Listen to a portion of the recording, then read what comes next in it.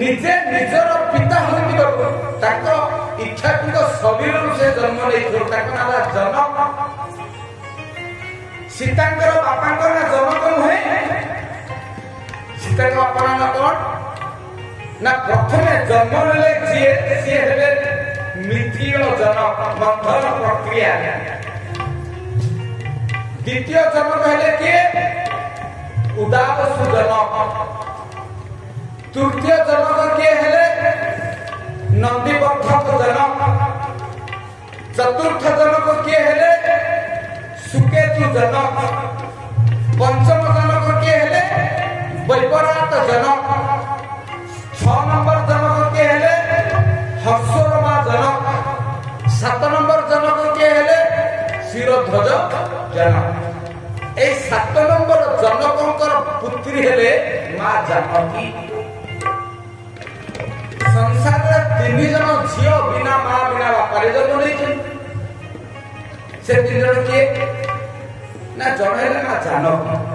ହଁ ଜାନକୀଙ୍କର ଜନ୍ମ ବିଷୟ ବିଭିନ୍ନ ଶାସ୍ତ୍ର ବିଭିନ୍ନ କଥା କହନ୍ତି, କିନ୍ତୁ ମୂଳତଃ ଲଙ୍ଗଳ ଶିଆରରୁ ସେ ଜନ୍ମ ନେଇଥିଲେ।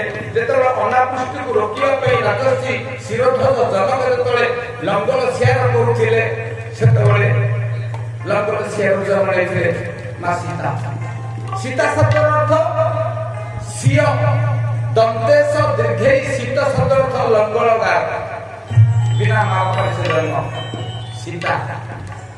ଆଉ ଜଣେ ଝିଅ ବିନା ମା ବାପାରେ ଜନ୍ମ ସିଏ କିଏ? ରାଧାରାଣୀ। ପଦ୍ମ ଫୁଲ ଭିତରେ ଭାସି ଆସୁଥିଲେ, ଯମୁନା ନଦୀରେ ତାଙ୍କୁ ପାଇଥିଲେ ତାଙ୍କ ପିତା ଏବଂ ତାଙ୍କର ମାତା ତାଙ୍କୁ ପାଳନ କରିଥିଲେ ବୃଷଭାନୁ। ଆଉ ଜଣେ ଝିଅ ବିନା ବାପାରେ ଜନ୍ମ ସେ କିଏ? ଦ୍ରୌପଦୀ। ଦ୍ରୌପଦୀକୁ ଯାଜ୍ଞସେନୀ କହନ୍ତି ନା, ଯଜ୍ଞ ସେ ଜାତ ହେଇଥିଲେ। ବାପା ଜନକ ଯେମିତି ମନ୍ଥନ ପ୍ରକ୍ରିୟାରେ ଜାତ ହୋଇଥିଲେ ତାଙ୍କ ପୁତ୍ରୀ ମଧ୍ୟ ସେ ଲଙ୍ଗଳ ଶିଆରରୁ ଜନ୍ମ ନେଇଥିଲେ। ରାଜା ଶିରଧ୍ୱଜ ଜନକଙ୍କର ସେ ପୁତ୍ରୀ ବଡ ଝିଅ। ରଘୁନାଥ ପଚାରୁଛନ୍ତି ଏ ଶିବ ଧନୁକୁ ଭାଙ୍ଗିବାର ଉଦ୍ଦେଶ୍ୟ କଣ? କାହିଁକି ଶିବ ଧନୁ ଭାଙ୍ଗିବା ପର୍ଯ୍ୟନ୍ତ ଯାଇଛି? ଶିବ ଧନୁର କଥା କାହିଁକି ଉତ୍ଥାପନ ହେଇଛି? ସଂସାରରେ ଶିବ ଧନୁର ଇତିହାସ କଣ ନା, ଦିନେ ବ୍ରହ୍ମା ସୃଷ୍ଟି ସର୍ଜନା କରିସାରିବା ପରେ ଗୋଟେ ଯଜ୍ଞ କୁଣ୍ଡରୁ, ଯୋଉ ଯଜ୍ଞ କୁଣ୍ଡରେ ସେ ହବନ କରିକି ସୃଷ୍ଟି ସର୍ଜନା ଆରମ୍ଭ କରିଥିଲେ, ଯଜ୍ଞ କୁଣ୍ଡରୁ 25 ଗଣ୍ଠ ବା 25 ପବର ଗୋଟେ ଦିବ୍ୟ ବାଉଁଶଟିଏ ବାହାରିଥିଲା। ତାକୁ ବେଦପତି ବ୍ରହ୍ମା 9 ଗଣ୍ଠି ଯୁକ୍ତ ବାଉଁଶକୁ ଗୋଟେ ଧନୁ କଲେ। ନା ଦେଲେ କଣ? କୋଦଳ। କୋଦଳ ଧନୁ କିଏ ଧରିଥିଲେ? ପ୍ରଭୁ ରାମ। ଆଉ କେତେ ଗଣ୍ଠି ରହିଲା? 25 ଗଣ୍ଠିରୁ 9 ଗଣ୍ଠି ଗଲା, ଆଉ କେତେ ରହିଲା? 16 ଗଣ୍ଠି।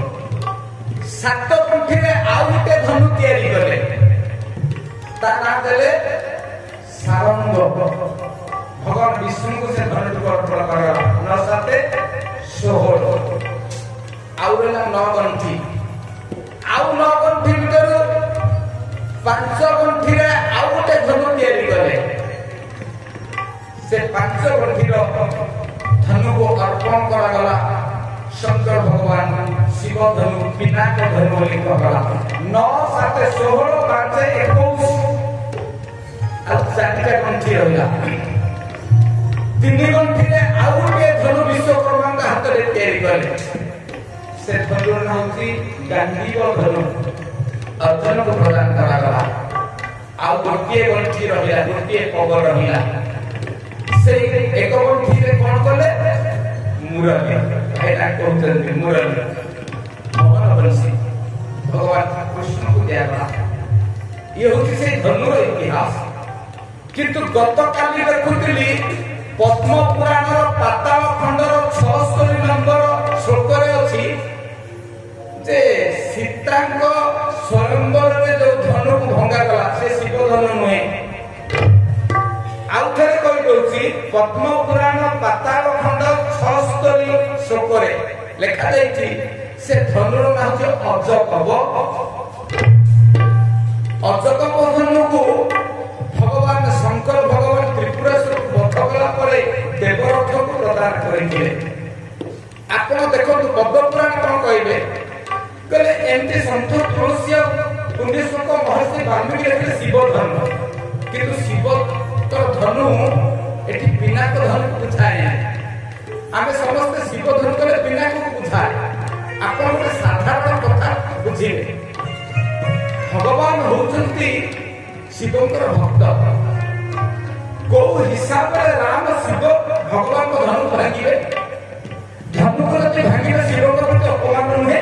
आपण चिंता करनी साधारण कथा भक्त माने कहंती शिव धनु भांगिले शिव को धनु को भांगिले तो शिव को प्रति अपमान हेटा जेहेतु शंकर भगवान रामंकर नाम उच्चारण करते राम उच्चारण करते शंकर नाम उभय परस्पर सेव्य और सेवक परस्पर उभय होते इष्ट जने देवता इष्ट देवकर धनु को भागियो और जति भी भागियो ताहा को ता इष्ट देव को अपमान नुहे। सेति पई ए धनुर ना होचे अजगब पद्मपुराण पाताल खंड 76 नंबर श्लोक अनुसार ए अजगब धनुरे से मारिथिले त्रिपुरासुर तापर देवरथ विषय धनु को दिया जाइथिला एवं परंपरा क्रमे देवरथ को 7 जन जनक ताको पूजा करी आसुथिले। जनककर इष्ट देवता थिले सेई शिव धनु बा अजगब धनु। आ गोटे कथा आपन दृष्टि आकर्षण करिया पई चाहूछी शिव धनु को से पूजा करथिले जो धनु को कहीं टेकी पारो नथिले तो आज पर्यंत सब वक्ता आपण शुणी सीताकर स्वयंवर होता किंतु स्मृति शास्त्र में सीताकर स्वयंवर होता कौन होता सीताकर ना समाभूय होता समाभूय। आप तो एत वक्ता आसले ये पंडित को आसिले स्वयंवर स्वयंवर एठी बुझे दउछि आपनको सीताकर काईकी स्वयंवर होता आपण भी एक कथा बुझी सारा पर बहुत सहित राजी हेबे। स्वयंवर अर्थ कोन मां माने बापा माने स्वयं निज इच्छा रे तळे जड़े बाहा हो नाही कि मां माने गोटे फूल मारते गोटे झियो को धरे दिया हबो से झियोटा बुली बुली का तार जे मनोनीत बल ताको गळेई दबो एटा ना आपण मते टिके कहंतु सीताकर स्वयंवर जति हेइथिला सीताकर फूलमाला धरिकी बुली थिले कि राजसभा बुली थिले कि नाही सीताकर इच्छा तला पुष्पवटिका राम को देखिला पर से ताको पति ऊपर वर्णन करबे किंतु कले कि काहे कि ताको बापा राजर्षि जनक शपथ करथिले जिए शिव धनुरे गुण चढ़ेइबो सिए मो कन्यार पानी ग्रहण करिवो एया ना आपण विचार करंतो जति भगवान राम से गुण चढ़ेई नथान्ते जति भगवान राम से धनु को टेकी पारि नथा आउ जने के टेकी देथा सीता ताको गळा फूलमाला देइथा नाही देइथाते ना आपण तो कोंतु स्वयंवर प्रकृत अर्थ कोन एठी प्रकाश पाइला सीता को बापा शपथ करथिले जे शिव धनु को गुण चढ़ेई करियो से मो कन्यार पानी ग्रहण करियो संजोग वशत केही गुण चढ़ेई पारि नथिले टेकी पारि नथिले केवल सीतामाकर से धनु केवल राम भगवान टेकी थिले तेणु स्वयंवर से कहि कहले स्वयंवर अर्थ झियोटी निज इच्छा रे ता बरकु चयन करे एटी ए उत्सव ना होती समाभूय कोठी लिखा जायछि ना स्मृति शास्त्र रे सम्यक भाबरे राजर्षि जनक आह्वान करथिले उद्देश्य जागृत प्राप्त करान निरोध उठ जागृत हो जे धनु को टेकी परिबो जे धनुरे गुण चढ़ाई परिबो से को कन्या पानी ग्रहण परिबो अतएव स्वयंवर कहा जायनि एक कोन कहले समाभूय सम्यक भाबरे आह्वान करा जायतिला एक कथा सुनुसते रघुनाथ बाटरे जाउछन जेकि जनकंक राज्य रूप कथरे पहुंचे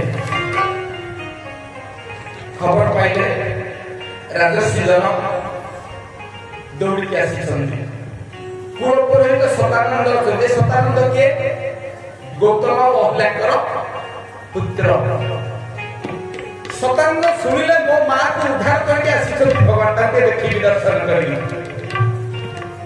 तो समस्त फूल अरुआ चाउल दुब बरकोड़ी पत्र धरी आसी बंदा पणा को विश्वामित्र किंतु भगवान को थोड़े देखिले कौन है सहज पीरा दुख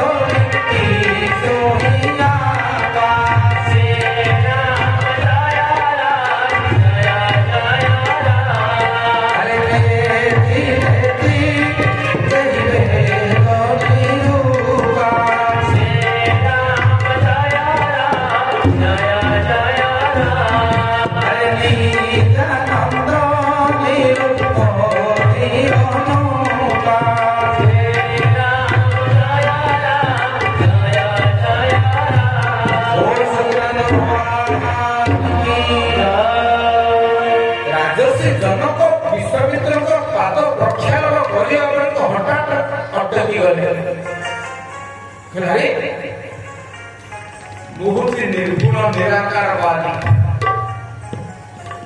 मुहूर्ति चरम बैरागी रामायण रे राजर्षि जनक को बैरागी कहते ज्ञानी भी कहते सारा जगत जेते सुना रूपा सुंदर मते कहीं आकृष्ट करी नांती आपण जानते मामले बाप मले सेतेबेले सबुठारु सुंदरी किए थिले सुनयना ताको पत्नी सीताकर मां सुनयना सुनयना भली सुंदर स्त्रीटे पाइकी मध्य ताको मन भितरे कोसी विकार भाव आसी नथिला के से कर्म किया नहीं कले संसार रे धन संपत्ति सुंदर स्त्री मते केही बांधी पारि नाहंती मते अमर पर भी बांधिनी मते केवल जने बांधनी ये ब्रह्म केवल भगवान को छड़ा मो आउ कहा प्रेम रे पड़िनी ईश्वर को मु जेति की भल पाए भगवान को प्रति मु बेसी आकृष्ट हो जाए ये ताले एको देखिला बेले दुईटी बालक को देखिला बेले मो मन कहीं आंदोलित होची कहीं मो मन भितरे प्रकंपमान अवस्था आसुची विश्वामित्र को पचारे गुरुवर आज पर्यंत मो मन को चहलेला वाला केही नाहंती आज प्रथम दर ए दुई बालक को देखिला बेले मते आज कहीं गोटे अलग अलग लाଗୁଛି ମୁଁ कहीं ସେମାନଙ୍କ ଆଡ଼କୁ ଆକର୍ଷିତ ହେଉଛି कहू ना तो सुंदर कहूना श्री राम जय राम जय जय राम भूमि गुण तिलक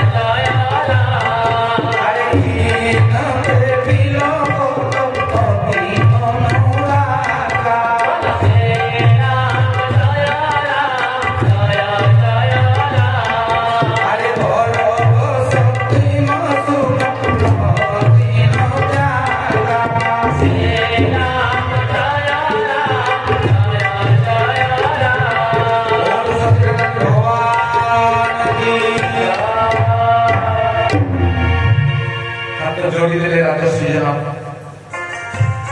ए सुंदर दुईटी पिला को देखिला परे मो जीवन में एक नुआ भावना भी आसी मोहि चरम बैरागी मते केवल जणे अनुराग मो मन भीतर सृष्टि करନ୍ତି केवल जणे मो हृदय को स्पर्श करନ୍ତି मते आंदोलित करନ୍ତି मते प्रेम करନ୍ତି मु ताको देखिले बहुत भल पाए से होती भगवान से होती ब्रह्म किंतु इस संसार में कहीं मो मन को जय करि पाना ए दुई जन को देखिया परे जेमिति चुंबक लुहा को आकर्षण करे मो सेमानंकर को धीरे धीरे आकर्षित हो जाउछि काहे कहतु ये के एक ब्रह्म एक भगवान एक जुगल रूप धरे सिचंती वेदता को नेति नेति बोली कहे एक सेही विश्वास मित्र विश्वास जानते ये किए कही आसुतिर असल कथा किंतु भगवान इंगित देले किछि कोन नाही जदि मोर प्रकृत परिचय पाइदिले शरीर आदि कथा किछि कहिले नाही खाली एतिकी कहिले समझदार के लिए इशारा काफी है जे बुझिबा वाला ताको इशारा देले से बुझि लियो विश्वामित्र रघुनाथ को इशारा को बुझी गले असल परिचय देले ना लौकिक परिचय देले ऊपर ठाउले परिचय देले छद्म परिचय देले ये कोशल देश राजा कर पुत्र अयोध्या अन्ना होती कोशल ये कोशलपुर राजा दशरथ पुत्र राम और ये अनुज लक्ष्मण